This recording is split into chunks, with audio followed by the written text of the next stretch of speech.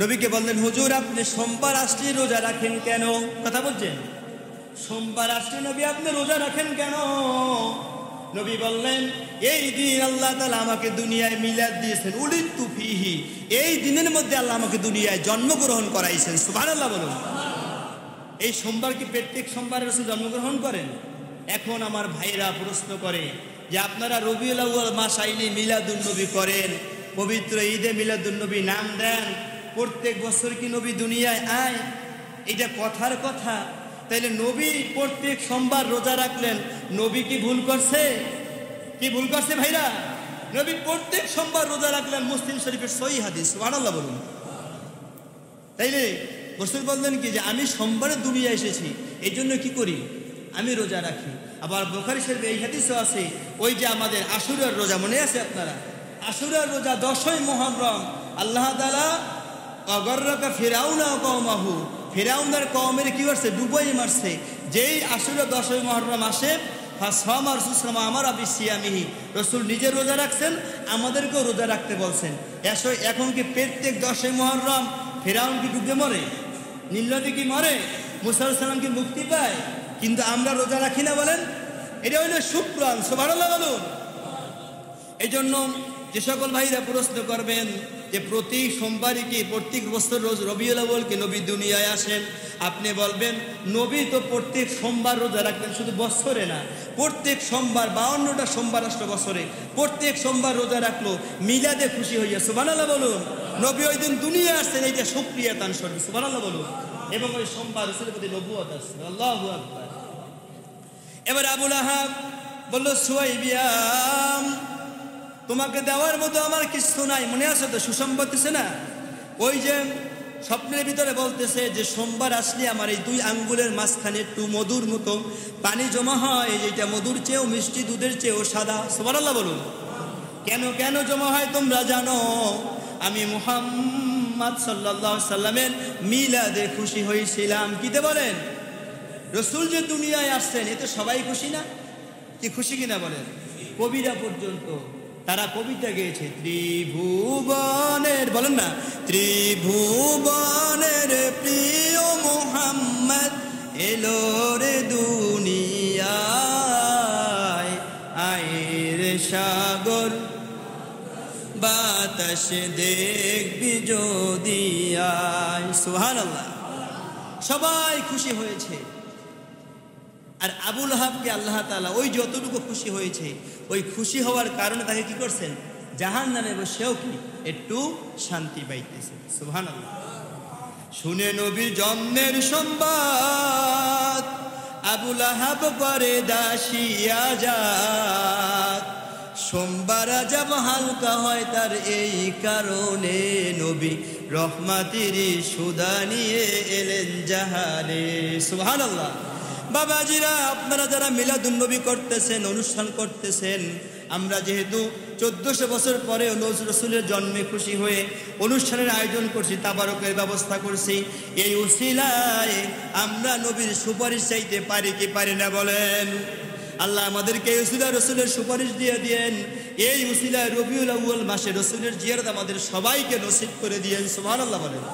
বলেন আল্লাহুম্মা আমিন। মান রাআ ফিল মানাম ফাকাদ রাআইন হাক্কান লা ইয়াতামাসসালু বি। রাসূল বলেন, যে আমাকে দেখলো স্বপ্নে সে আমাকেই দেখলো। শয়তান আমার সূরত ধারণ করতে পারে না। আর নবীকে যারা স্বপ্নে দেখবে তাদেরকে জাহান্নামের আগুনে স্পর্শ করবে না। সুবহানাল্লাহ বলেন। রাসূল পাক সাল্লাল্লাহু আলাইহি ওয়াসাল্লামের সময় একটা প্রথা ছিল, যেই গৃহে সন্তান হইতো মক্কার মা বোনরা ওই সন্তানকে দুধ পান করাইতেন না। কিছুদিন পর ধাত্রীকে পালতে দিতেন, পালতে। আল্লাহ নবীকে লালন পালন করার জন্য কোথা থেকে? তায়েব থেকে। কোথা থেকে? ইসলামের ধাত্রীর নাম কি? হালিমা না? তায়েব থেকে একদল মহিলা রওনা দিয়ে এসেছেন। তারা মক্কায় এসে সন্তানকে খুঁজে খুঁজে নিবেন। ওই সন্তানকে নিয়ে 2 বছর 3 বছর লালন পালন করার পরে যখন আব্বা আম্মার কাছে ফিরিয়ে দেওয়া হয়, কি হয়? ফিরিয়ে দেওয়া হয়, তখন তাদের পিতা মাতাদেরকে একটা বড় উপঢৌকন দেয়, একটা উপহার দেয়। সুবহানাল্লাহ। আল্লাহ নবী তো এতিম নবী। কি নবী? এতিম নবী। তায়েব থেকে একদল লোক এসে সকল সন্তানদেরকে নিয়ে যাবে, তারা আসতেছেন। হযরত হালিমাতুস সাদিয়া রাদিয়াল্লাহু তাআলা আনহা তিনিও আসতেছেন।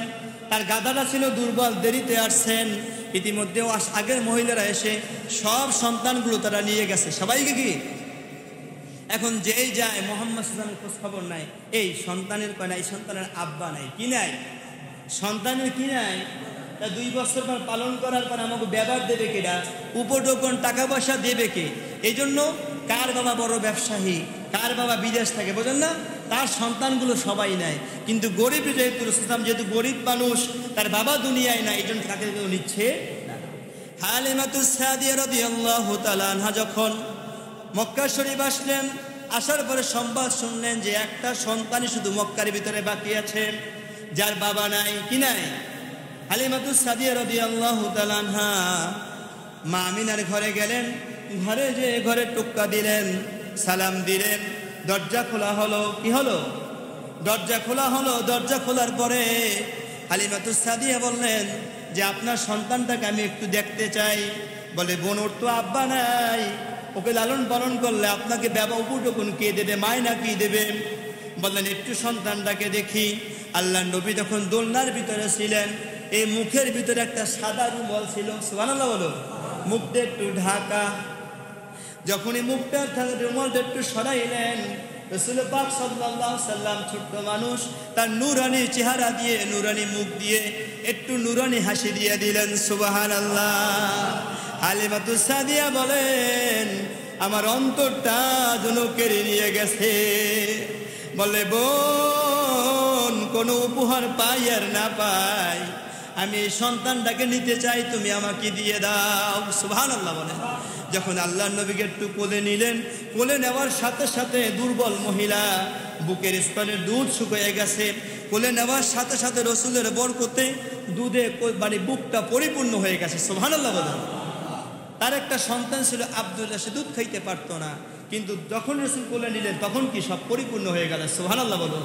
তার যে দুর্বল গাধাটা ছিল, সেই গাধাটা সবল হয়ে সকলের আগে মক্কা সময় তায়েফ পৌঁছে গেছে, সুবহানাল্লাহ বলুন। তিনি যাই দেখবেন বাড়ির ভিতরে যে বকরিগুলোয় দুধ হতো না, সেই বকরিগুলোর দুধ ওলানে পরিপূর্ণ হয়ে গেছে। খেজুর গাছে খেজুর হতো না, সে বছর তার কাছে সবচেয়ে বেশি খেজুর হওয়া শুরু করেছে, সুবহানাল্লাহ বলেন। প্রায় 5 বছরের বেশি সেখানে তিনি রেখেছেন। এরপরে মা আমিনের কাছে তিনি পৌঁছে দিয়েছেন। মা আমিনের কাছে পৌঁছানোর পরে যখন মাত্র 6 বছর বয়স, তখন তার বাবা ইন্তেকাল করেছেন, আপনারা তো জানেন, তার মা ইন্তেকাল করেছেন। এরপরে লালন পালন করলেন দাদা আব্দুল মুত্তালিব। কি দাদা আব্দুল মুত্তালিব যখন লালন পালন করেছেন, বয়স তখন 8 বছর চলতেছেন। আল্লাহ নবী মাঝে মাঝে কাবা শরীফের কাছে খাজা আব্দুল মুত্তালিবের একটা বিছানা ছিল স্পেশাল, গোত্রের নেতা তো, একটা কি স্পেশাল বিছানা ছিল, সেইখানে এসে বসতেন, রাসূল পাক সাল্লাল্লাহু আলাইহি ওয়াসাল্লাম বসতেন। তখন মক্কার লোকেরা বলতো, এই বাচ্চা, এই এদিকে এসো, এদিকে এসো। খাজা আবু তালেব বললেন, আব্দুল মুত্তালিব বললেন, হে মক্কাবাসীরা, হে আমার ভাইরা, আমার গোত্রের লোকেরা, আমার নাতি যদি আমার বিছনাটায় বসে, কোনো সময় তাকে আপনারা উঠাইবেন না, সুবহানাল্লাহ। নাতিকে মানুষ অনেক ভালোবাসে, ঠিক কিনা বলেন। সারসিনা পিসা হুজুর কেবলার চেহারে, মরুমুদুর চেহারে আমরা অসংখ্যবার দেখেছি শাহ মোহাম্মদ বসেছে, ঠিক কিনা বলেন। বর্তমান পিসা হুজুরের যে ছেলে শাহ মোহাম্মদ, অসংখ্যবার তার নানা দাদার চেয়ারে বসছে না, কি হুজুরের রাগ হইছে মোটেও, এই খবরদার কেউ উঠাবা না, সুবহানাল্লাহ বলুন। আর বর্তমান জমানায় কি জমানা আসলো, আব্বা আম্মা মুরব্বী হয়ে গেলে তাদেরকে সন্তানরা বৃদ্ধাশ্রমে দিয়ে আসে, ঠিক কিনা বলেন।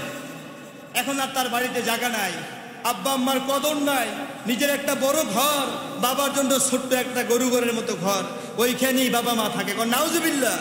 তুমি জেনে রাখো, তুমি যদি পিতামাতা খেদমত না করো, কামা তাদিনু তুদানু, তোমার অবস্থাও কিন্তু সেরকম হবে। যেমন কর্ম তেমন ফল। পিতামাতার খেদমত না করলে তোমার খেদমত কেউ করবে না। দাদার খেদমত করতে হবে। দাদাই নাতিকে খুব ভালোবাসে, ঠিক না। অনেক সময় দাদা রাগ হয়ে যায়, খবরদার, তোর ছেলে হইতে পারে, আমার কিন্তু নাতি, গায়ে হাত দিবি না, বলে কিনা বলে। দাদা খুব ভালো পায় নাতিকে। এই জন্য বিনত অনুরোধ, আমরা যারা আছি, আমরা পিতামাতাকে দূরে রাখবো না, দূরে রাখবো না। দাদা নাতির জন্য একটা উত্তম সঙ্গী, সুবহানাল্লাহ বলুন। 8 বছর বয়সে যখন দাদাও ইন্তেকাল করলেন, তখন দেখাশোনার ভার নিলেন চাচা আবু তালেব। কি আবু তালেব? তার গরিবের সংসার ছিল, তিনি করতেন ব্যবসা বাণিজ্য। কি করতেন? ব্যবসা বাণিজ্য করতেন। 12 বছর বয়সে যখন ব্যবসা রওনা দিয়েছেন চাচা যান, তখন রসুল বললেন, ইয়া আম্মি লা আবালি ওয়ালা উম্মি, চাচা যান আপনি তো ব্যবসা করতে যান, দূর দেশে যাবেন সিরিয়ার ভিতরে, আমাকে কে ঘুম পড়াবে, কে আমাকে লালন পালন করবে, আমি আপনার সাথে যেতে চাই। সুবহানাল্লাহ। রওনা দিয়েছেন। রওনা দেওয়ার পরে ওই পথের ভিতরে কিছুদিন যাওয়ার পরে একজন পাদ্রী বসা ছিল, বুহাইরা পাদ্রী, নাম কি বলেন? তিনি তাওরাত, জবুর, ইনজিলের বড় পণ্ডিত ছিলেন। তাদের সব কিতাবে লেখা আছে এই পথ দিয়ে একদিন মুহাম্মাদুর রাসূলুল্লাহ হেঁটে যাবে। সুবহানাল্লাহ বলেন। বুহাইরা পাদ্রী দেখলেন, দূর থেকেই দেখা গেল যে একটা কাফেলা আসতেছে, কাফেলার উপরে একটা মেঘ আসতেছে। মেঘ, সুবহানাল্লাহ বলুন। কি আসতেছে? এক খণ্ড মেঘ আসতেছে। এবং তিনি যে কাফেলা নিয়ে যখনই একটা গাছের নিচে বসলেন, রাসূল সাল্লাল্লাহু আলাইহি ওয়াসাল্লাম কাফেলার সাথে ছিলেন, গাছটায় ঝুঁকে ছায়া দিল। সুবহানাল্লাহ বলুন। সাজারাত, সেই গাছটা এখন আমাদের খুতবার ভিতরে এই ছবিটা আছে। সেই গাছটা 1400 বছর পর্যন্ত এখনো বেঁচে আছে জর্ডানে। সুবহানাল্লাহ বলুন। এই যে গাছের ছবিটা এখানে আছে, যে রাসূলুল্লাহ যে গাছটার নিচে বসছিলেন, সেই গাছটার ছবিটা কি এই যে দেখছেন? আমার দিকে তাকান। 12 বছর বয়সে এই যেখানে লেখা আছে, রাসূল সাল্লাম যখন 12 বছর বয়সে উপনীত হন, তখন তিনি আবু তালেবের সাথে বাণিজ্য উপলক্ষে সিরিয়া গমন করেন। সেইখানে বসে যে একটা গাছের নিচে বসছিলেন, সেই গাছটা জর্ডানে এখনো বেঁচে আছে। সুবহানাল্লাহ বলুন। সংক্ষেপ কথা হলো, বুহাইরা পাদ্রী দাওয়াত দিলেন আল্লাহর নবীকে, বলেন আপনাদের সবাইকে নিয়ে দাওয়াতে আসবেন। সকলে আসলো, রাসূল সাল্লামকে রেখে আসলো। ছোট্ট মানুষ, আপনি বসেন, আমরা আপনার জন্য খাবার নিয়ে আসবো। বুহাইরা পাদ্রী দুপুরবেলা বললেন, সবাইকে আসছেন? কয় হ্যাঁ সবাই আসছেন। বললেন যে না, দেখেন কেউ বাকি আছে কিনা। সুবহানাল্লাহ বলুন। বলে একটা ছোট্ট শিশু বাকি আছে, 12 বছর বয়স। বলেন তাকে নিয়ে আসেন, আজকের আমার প্রধান মেহমান হইল ওই শিশু। সুবহানাল্লাহ বলুন। রসুল যখন খানা দানা করলেন, তখন বুহাইরা পাদ্রী বললেন, এদিকে আসেন, আপনার নাম কি? বললেন মুহাম্মদ। কিতাবের সাথে মিললে গেছে। সুবহানাল্লাহ। বলেন আপনি স্বপ্নে কি দেখেন? বলেন আপনি স্বামী স্বপ্নে যা দেখি দিনে তাই হয়ে যায়। ডাকলেন যে এই ছেলের গার্ডিয়ানকে। চাচা আসলেন, বললেন এই ছেলে আপনার কি হয়? বলেন এই ছেলে আমার ছেলে হয়। বললেন না, তা হতে পারে না, ঠিক মতো বলেন।